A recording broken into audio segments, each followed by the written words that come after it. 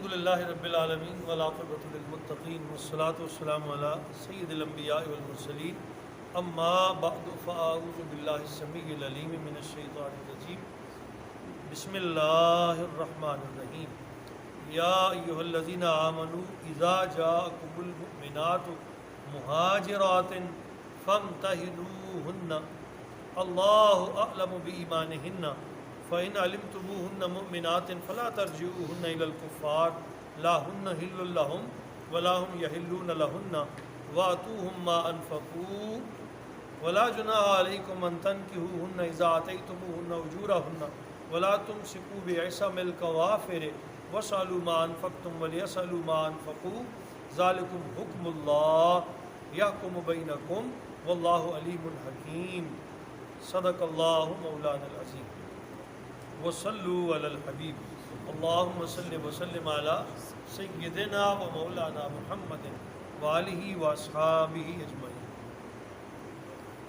سورہ ممتحنہ میں ہم نے ابتدائی آیات طیبہ میں قبیلہ بنو نذیر کے ساتھ جو معاملہ پیش آیا اور جس طرح کر کے اللہ تعالیٰ نے انہیں ذلیل و رسوا کیا اور اسلام کو اور اہلیان اسلام کو اور پیغمبر اسلام صلی اللہ تعالیٰ علیہ وسلم کو عزت عطا فرمائی، اس کے بارے میں پڑھا۔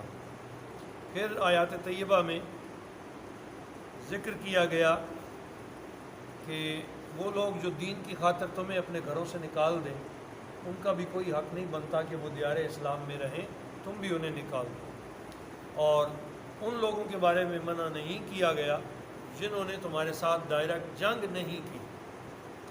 آج کی آیت نمبر 10 میں ایک اور مسئلہ بیان کیا گیا ہے جو اس وقت تھا کہ اگر کوئی عورت مکہ سے مدینہ آئے اور وہ اسلام کا اظہار بھی کرے اور وہ شادی شدہ ہو، اس کا معاملہ کیا ہے؟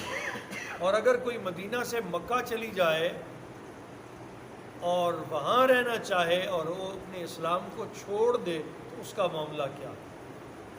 فرمایا یا ایھا الذین آمنو، اے ایمان والو، اذا جاءکم المؤمنات مہاجرات۔ اب یہ حکم تو اس وقت بیان ہوا، قیامت تک کے لیے اصول یہی ہے۔ اے ایمان والو، اگر کوئی عورت آئے تمہارے پاس مومن مہاجرات، ہجرت کر کے، یعنی وہ کہے کہ میں ایمان والی ہوں، کلمہ گو ہوں، فامتحنوہن، تو اس کی خوب جانچ پڑتال کر لو۔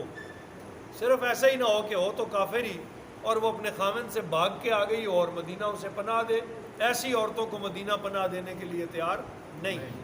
کہا اس کی خوب جان پھٹک کر لو کہ وہ واقعی اسلام کی خاطر آئی ہے، اس کی یہ ہجرت دین کی خاطر ہے، اس کی یہ ہجرت پیغمبر اسلام کی خاطر ہے۔ اگر تو ایسا ہے تو فرمایا اللہ عالم بایمانہن، پھر اللہ اس کے ایمان کو بہتر جانتا ہے۔ فَإِنْ عَلِمْتُمُوهُنَّ مُؤْمِنَاتٍ، پس اگر تمہیں پک ہو جائے، یقین ہو جائے کہ وہ واقعی مومن ہے، ایمان کی وجہ سے مکہ چھوڑ کے مدینہ آئی ہے، فَلَا تَرْجِعُوهُنَّ إِلَى الْكُفَّارِ، پھر اسے کافروں کو واپس کبھی نہ کرو۔ وہ آ بھی جائیں لینے تو اب وہ مومن ہے، مومن عورت کافر کی طرف نہیں جا سکتی۔ اگر اس کا ایمان ثابت ہو جائے فلا ترجعوہن الی الکفار، تو اسے کافروں کی طرف واپس مت کرنا۔ کیوں؟ اصول بیان کیا جو آج تک ہے، قیامت تک رہے گا، لا ہن حل لہم، اب وہ ان کے لیے حلال نہیں رہی۔ وہ کافر ہیں، یہ مومنہ ہے، اب یہ ان کے لیے حلال نہیں ہے۔ ولا ہم یحلون لہن، اور نہ وہ کافر اس مومنہ عورت کے لیے حلال ہے۔ اب ان کا کوئی علاقہ ہی نہیں، کوئی تعلق ہی نہیں، وہ کافر ہیں، یہ مومنہ ہے۔ تو مومنہ کبھی کافروں کے گھر رہ سکتی نہیں، اور کافر کبھی مومن کو رکھ سکتے نہیں، دونوں طرح جائز نہیں ہے۔ وَآتُوهُمْ مَا أَنْفَقُوا، اگر وہ وہاں شادی شدہ بھی تھی تو جو حقمار انہوں نے اس پر خرچ کیا تھا وہ تم انہیں واپس کر دو۔ جو خرچہ اس عورت پہ کیا تھا وہ بھی دے دو، لیکن اپنی بہن کو نہیں واپس کر دو، ایمان والی ہے۔ وَآتُوهُمْ مَا أَنْفَقُوا، جو ان کافروں نے اس پر خرچ کیا وہ اسے واپس کر دو. ولا جناح علیکم، اور اب تم پر کوئی حرج نہیں، ان تنکحوہن، کہ تم اس عورت سے نکاح کر لو، اذا آتیتموہن اجورہن، جب تم اس کا حق مہر اسے ادا کر دو. یعنی باقاعدہ جیسے نکاح کرنا ہے حق مہر دے کے اس مومنہ عورت کو کوئی مومن بھائی اپنے نکاح میں لے لے. ولا تمسکوا بعصم الکوافر. اب یہ تو تھا کہ مومن عورت مکہ سے مدینہ آ جائے، لیکن فرمایا اسی طرح اگر کوئی کافر عورت تمہارے پاس آ جائے پناہ لینے کے لیے، اور اس کے جاننے والے، اس کا خاوند یا کوئی پیچھے سے لینے کے لیے آئے، تو تم نے کسی کافر عورت کو روک کے نہیں رکھنا، اس کو واپس کر دینا. ولا تمسکوا بعصم الکوافر، اور اسی طرح تم بھی نہ روکے رکھنا اپنے نکاح میں کافر عورتوں کو جو ایمان سے خارج ہو جائیں. وَاسْأَلُوا مَا أَنفَقْتُمْ، جو خرچہ تم نے کیا ہو تم ان سے مانگ لو. جیسے ہم نے ایمان والی کا خرچہ کافر کو دے دیا اور اسے اپنے پاس رکھ لیا، اگر کوئی ایسی عورت ہے جو کافر ہے اور تمہارے پاس موجود ہے تو تم انہیں کافروں کو واپس کر دو، اور جو خرچ تم نے اس پر کیا وہ اس سے لے لو.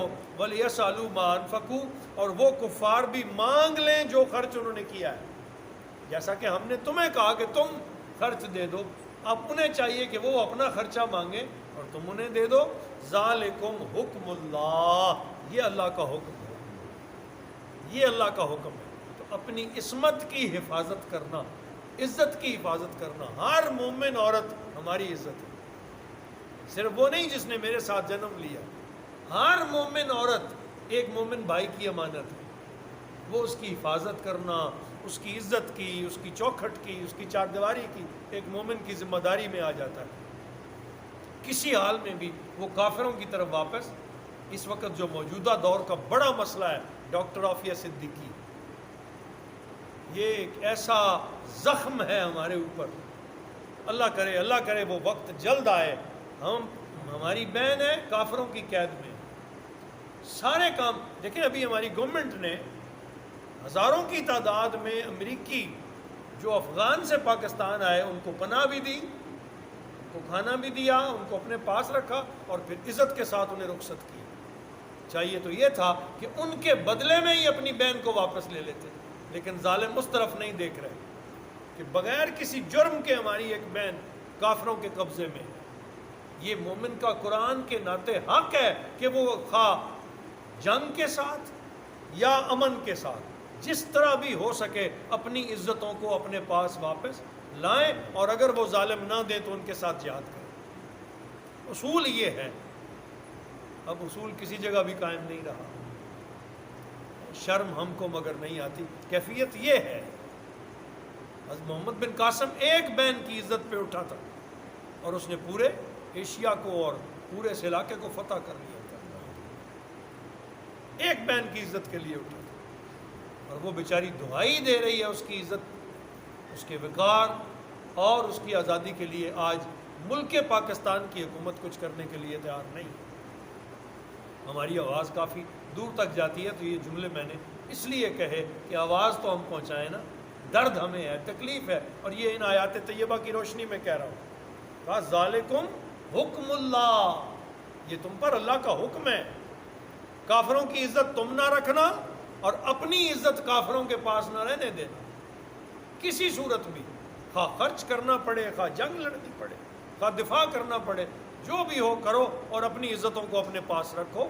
واللہ علیم یحکم بینکم، اللہ تمہارے درمیان فیصلہ فرماتا ہے.